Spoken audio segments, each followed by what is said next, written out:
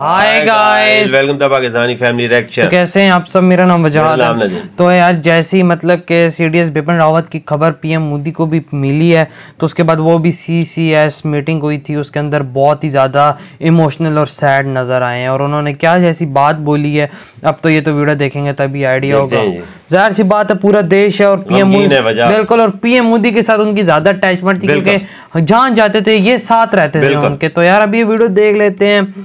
अब क्या कर सकते हैं, उनके अच्छी उनकी शांति के लिए हम प्रे कर सकते हैं। तो आप लोग भी कीजिए, भी वीडियो देख लेते हैं। तो स्टार्ट। देश जो चाहता है उस पर साहिब साहब मुझे एक मिनट का वक्त दीजिए। इस वक्त हम आपको सुनाना चाहते हैं मधुलिका रावत जी यानी जनरल रावत की पत्नी, उनके भाई वो कुछ कह रहे हैं, सुनते हैं। बहुत खतरनाक था और ऐसा होना नहीं चाहिए था, लेकिन हो तो गया। और अभी हम लोग 10 दिन पहले ही उनसे मुलाकात किए थे। दशहरा में उनके साथ में बैठ करके हम लोगों ने दशहरा का कार्यक्रम भी किया था। हमारी बेटी ने जो शस्त्र पूजन है वो जिया जी के साथ में मिल के किया था। तो आज इतना क्लोज रिश्ता था हमारा उनका, और लगातार बात होती रहती है। कल ही बात हुई थी हमारी।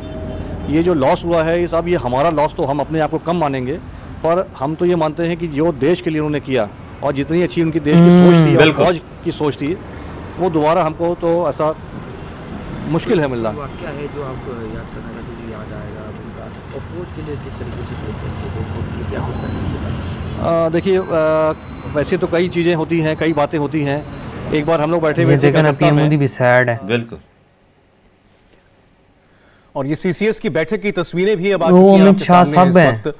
हाँ, सारे प्रधानमंत्री, गृह मंत्री, रक्षा मंत्री, विदेश मंत्री, राष्ट्रीय सुरक्षा सलाहकार, सभी लोग इस बैठक में मौजूद हैं। सारे हैं, ये देखे ना, पूरी मीटिंग हो रही है। तो सीसीएस की बैठक जिसके बारे में आपको बता रहे थे, अब लगभग आधे घंटे से ये चल रही है, उसकी तस्वीर अभी आई है। अब आमतौर पर सीसीएस की बैठकों की जानकारियां जो है, अंदर क्या बात होती है, ये साझा नहीं की जाती है आज। लेकिन चूंकि ऐसा बड़े हादसे का दिन है और अब ये सवाल भी है देश के सामने कि अब जनरल रावत के पद पर किसकी नियुक्ति की जाए। तो हो सकता है उसको लेकर के भी कोई फैसला यहाँ पर हो या उसके बारे में आगे कोई बात की जाए। तो कैबिनेट कमेटी ऑन सिक्योरिटी की मीटिंग इस वक्त चल रही है। प्रधानमंत्री आवास पर यह बैठक जारी है, वहां की तस्वीरें आपके सामने।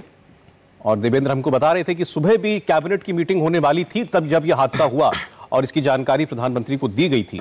और उसके बाद कैबिनेट में फिर रक्षा मंत्री ने इसके बारे में विस्तार से बताया था।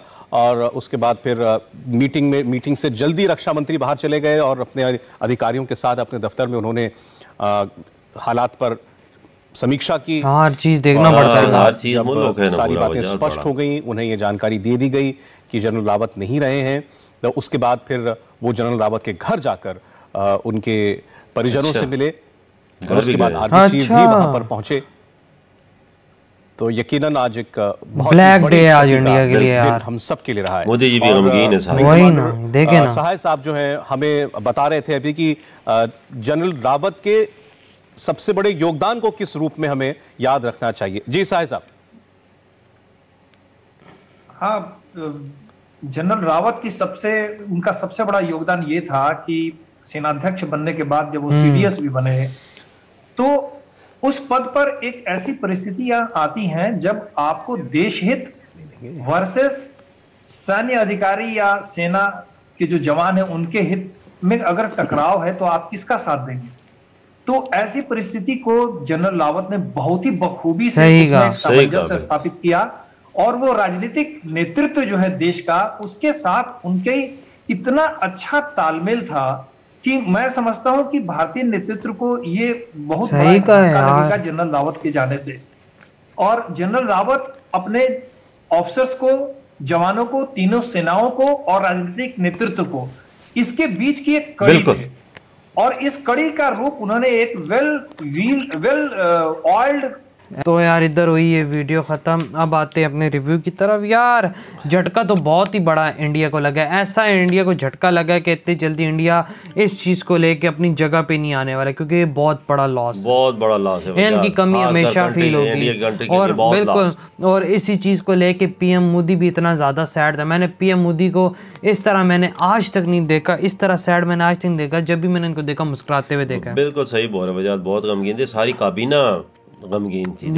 सारे खामोशी से बिल्कुल वही ना, जिस तरह मतलब कि एक होता है ना कि जिसने किसी ने एक्सपेक्ट ना किया वो चीज़ होगी, इस तरह सबका फेसेस बने। तो मोटा भाई जो अपने ये अमित शाह हैं ये भी काफ़ी मतलब कि थोड़ा चिल टाइप माहौल में, मस्ती टाइप वाले माहौल में रहते हैं। इनके भी जब वो फेस पे कैमरा लगाया ना, गमगीन थे ये भी बहुत ऐसा था कि भाई जैसे इनको खुद विश्वास ना हो रहा हो कि ये सब हुआ है। ये हो गया अचानक, ये इनको खुद नहीं। और भाई वो रक्षा मंत्री बीच में बैठे हुए थे, राजनाथ सिंह थे, रक्षा मंत्री अमित शाह थे, मोदी जी थे, और बहुत बड़े बड़े जो थे पद के वो सारे वहाँ पर थे, पार्टी के नेता थे। योगी जी आई थिंक उत्तर दूर हैं, आई थिंक वो नहीं ज्वाइन आई थिंक सो कर सके। लेकिन ये है कि बीच में पीएम मोदी जैसा गमगीन मतलब सामने बैठा कैमरा जब उन पे लगाया तो वो एक मतलब मैंने खुद देखा, मैंने कहा यार पीएम मोदी इतना ज्यादा गमगीन मैंने उनको आज तक नहीं देखा।